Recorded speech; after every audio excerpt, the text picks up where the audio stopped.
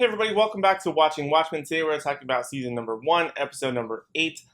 This one is a return to form. Last episode we kind of got a little bit of a boring-ish episode until that big reveal at the end where Cal is Dr. Manhattan. And so now on this episode we find out kind of the backstory about how he went from his Dr. Manhattan into falling in love with Angela and how that whole storyline kind of plays out. Now what was really interesting about this episode was the fact that we get to see sort of the way that Dr. Manhattan perceives time. So the way that he sort of sees things happening in 1959 while also in 2019, being able to kind of have a conversation with himself in a way, but also have conversations across time. So he'll laugh at a joke from something from 1959 in 2019, or he'll have somebody ask a question in 2019 that he'll tell somebody else that asked them that question in, like, say 1922 or something like that, or not 22. That's way too before his time. Let's just call it 1959.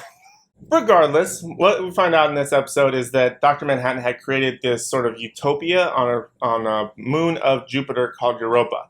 Now, this is where he sort of created his world, or bubble, I guess, containing like the castle, Mr. Phillips and Mrs. Crookshanks, all that stuff that we see that where Ozymandias is. So it kind of gets revealed throughout the episode that Ozymandias, because he felt kind of depressed a bit that people weren't worshiping him after the 80s event where the giant squid happened and nobody essentially thanked him, bowed down to him like a god, anything like that.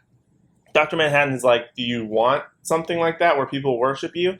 He's like, yes. So he transports him to Europa, where he can sort of live like a god and people worship him, aka sort of like the clones that he sort of keeps developing, things like that.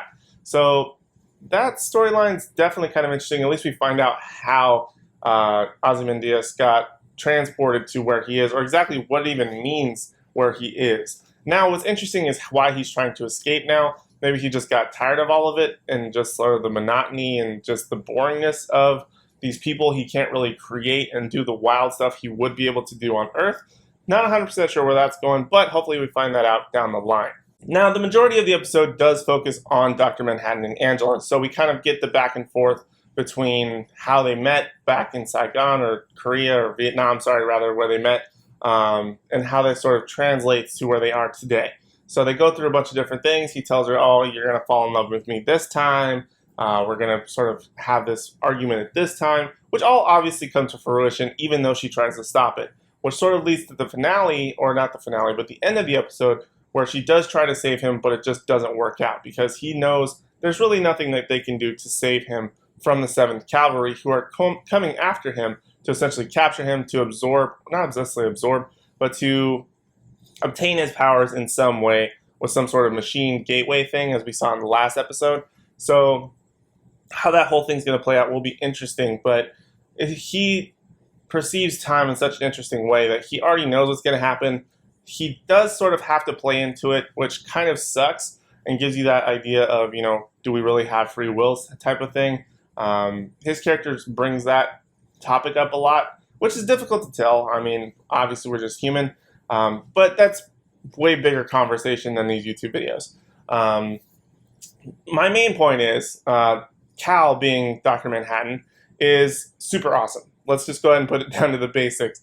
They did a great job. I don't know if it's as good as the movie version, but obviously HBO has a little bit of a smaller budget than what Warner Brothers has to make a big budget production. So it's kind of hard to compare the two. It's kind of apples to oranges.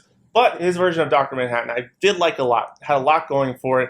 What I thought was interesting was that he kind of had a pre-Cal face and a post-Cal face that he still had. So essentially what that means is the character of Cal is Angela, let's face it, is Angela's husband. So before he actually takes that form, he has a completely different face, way back in whatever year that they met.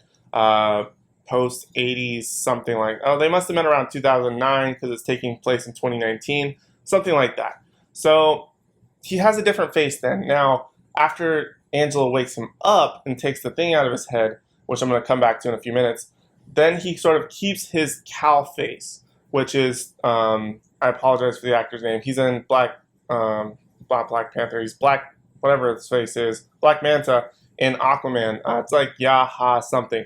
Amazing actor. You'll probably roast me in the comments for not knowing his name. I'll probably Google it by that point. It doesn't matter.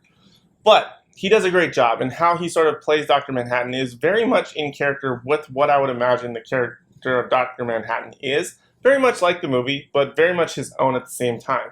He does a lot of cool, interesting things. He still has the same abilities. He still has a lot of the glowing, a lot of the weird sort of riddles in the way that he talks, things like that. But his character is amazing, and I love the way this actor portrayed the character of Dr. Manhattan. Now, going back to the thing that Angela took out of his head, the little circle ring with the dot.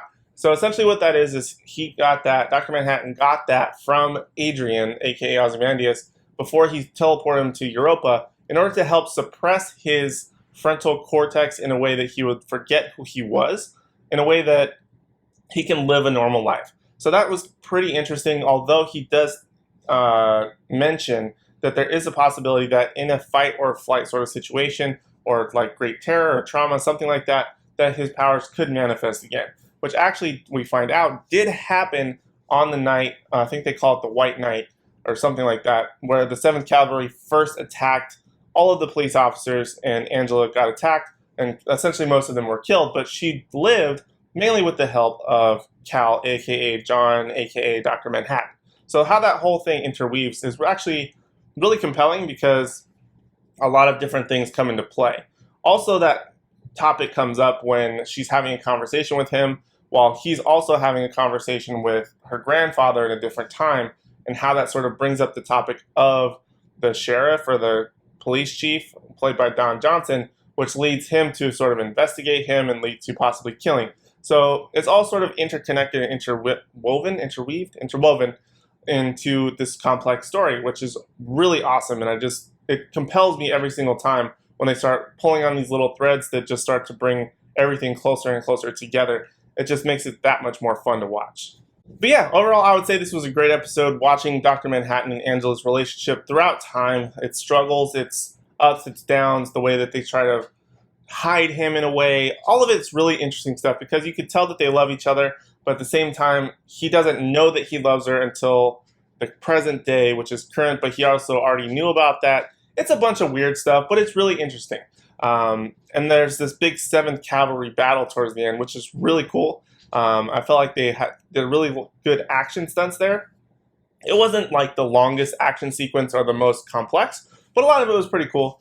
And the way this sort of ends is that the 7th Cavalry somehow, people are saying that he gets killed by the 7th Cavalry, but I don't believe that. He just gets teleported with the tachyon gun, like he said. So he's getting teleported to where they can actually be able to experiment and do whatever transformation the 7th Cavalry wants to do.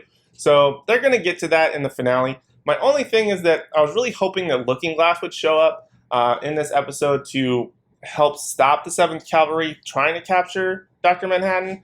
But I have a feeling that since next week is the finale, they're just going to wrap it all up then. How it's going to come into play, I don't know. But I would like to see them sort of all team up in a way to be able to come and stop the 7th Cavalry, which I'm kind of hoping that's what's going to happen, and maybe, possibly, lead to a Watchmen technically about 3.0. That'd be pretty cool. So essentially, those are my thoughts on episode number 8 of Watchmen. If you guys have seen the episode, make sure you let me know your thoughts and opinions down in the comment section down below. I'm sorry that I didn't put a big spoiler warning in the beginning of this. I probably should have. I probably should have done it at every video. But why are you watching Watchmen videos if you haven't watched Watchmen?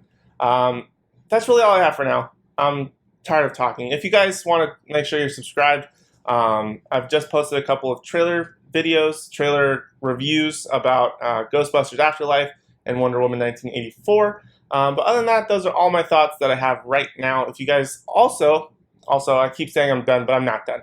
So also, if you guys want to see me react to anything, if you guys want to see me talk about anything, also be sure to drop that down in the comment section down below, as I'm going to need some things as Watchmen is done, Titans is done, and I just don't want to wait for trailer after trailer to come out. So make sure you let me know what you want me to do down below. For real now, I'm done. I'm done now. I'm done talking. I'm done. So, thank you guys so much for watching, and I hope to see you in the next one.